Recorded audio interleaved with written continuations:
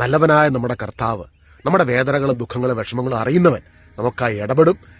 യേശു പ്രകാരം പറഞ്ഞു, നിങ്ങൾക്ക് ഞാൻ എന്റെ സമാധാനം നൽകുന്നു, അത് ഈ ലോകം തരുന്നത് പോലെയല്ല. അപ്പൊ നമുക്ക് ഒരുമിച്ച് പ്രാർത്ഥിക്കും. ഇന്ന് പ്രാർത്ഥിക്കുമ്പോൾ കർത്താവിന്റെ സമാധാനം നമ്മുടെ ഉള്ളിൽ നിറയും.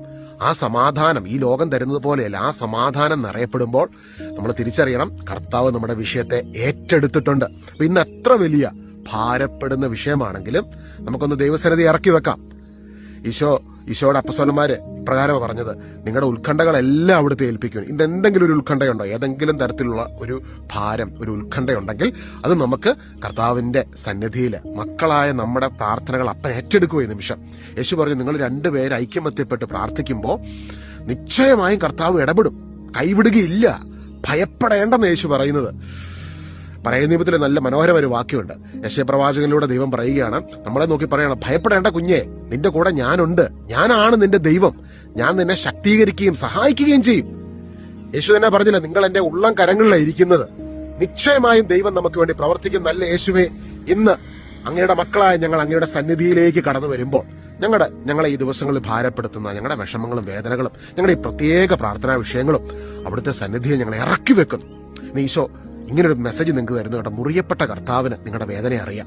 നിങ്ങൾ ഇന്ന് കടന്നു പോകുന്ന ദുഃഖങ്ങൾ, ഭാരങ്ങൾ, വിഷമങ്ങൾ, ആ വലിയ ക്രൂശ് ചുമന്ന കർത്താവിന് നിന്റെ ഭാരങ്ങളും വിഷമങ്ങളും വേദനകളും അറിയാം. നമ്മുടെ പാപഭാരം ചുമന്ന യേശുവിന് നിന്നെ വിടുവിക്കുവാൻ സാധിക്കും. ഇന്ന് യേശുവെ, അങ്ങയുടെ ആണിപ്പഴുതുള്ള കരം തൊട്ട് ഓരോ മക്കളെയും അവിടുന്ന് തൊടുന്നതിനായി, സൗഖ്യമാക്കുന്നതിനായി, അത്ഭുത വഴികളും വിടുതലുകളും നൽകി ഞങ്ങളുടെ ജീവിതത്തെ അവിടുന്ന് അനുഗ്രഹിക്കുന്നതിനായി നന്ദി പറയുന്നു. അവിടുന്ന് തിരുരക്തം കൊണ്ട് ഞങ്ങളെ പൊതിഞ്ഞു പിടിച്ച് സംരക്ഷിക്കുന്നതിനായി നന്ദി പറയുന്നു.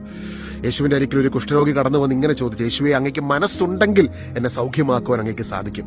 കർത്താവിനൊരു വാക്ക് മതി ആ വ്യക്തിയെ സൗഖ്യമാക്കാൻ. എന്നാൽ യേശു ആ മനുഷ്യനെ ചേർത്ത് നിർത്തി തൊട്ടുകൊണ്ട് പറയും, എനിക്ക് മനസ്സുണ്ട്. ഇന്ന് അനേകരുടെ വിഷയങ്ങളെ യേശു തൊടുന്നു, അനേകരെ യേശു ചേർത്ത് നിർത്തുന്നു, അനേകരെ നമ്മളെല്ലാവരും യേശു കെട്ടിപ്പിടിച്ച് തന്റെ ആ സ്നേഹ ചുംബനം നൽകി നമ്മളെ അനുഗ്രഹിക്കുന്നു. നമ്മുടെ നിരവധിയായ പ്രാർത്ഥനാ വിഷയങ്ങളിലേക്ക് ദൈവത്തിന്റെ അനുഗ്രഹത്തിന്റെ മഴ പെയ്തിറങ്ങുന്നു. കർത്താവെ, നീ ഞങ്ങളെല്ലാവരും, ഓരോ മക്കളെ ഇന്ന് കണ്ണുനീരോടെ ഈ പ്രാർത്ഥനയിൽ പങ്കെടുക്കുന്ന ഓരോ മക്കളുടെ അരികിലും അവിടുത്തെ നിറഞ്ഞ സാന്നിധ്യം കടന്നു വന്ന് അവരെ ചേർത്ത് നിർത്തി അനുഗ്രഹിച്ച് ആശീർവദിക്കുന്നതിനെ നന്ദി പറഞ്ഞു. പരസ്പരം നമുക്ക് പ്രാർത്ഥിക്കാം. യേശുവിന്റെ നാമത്തിൽ എന്റെ ഈ ശബ്ദം കേൾക്കുന്ന കർത്താവ് നിന്റെ മകനെ, മകളെ അനുഗ്രഹിക്കുന്നു.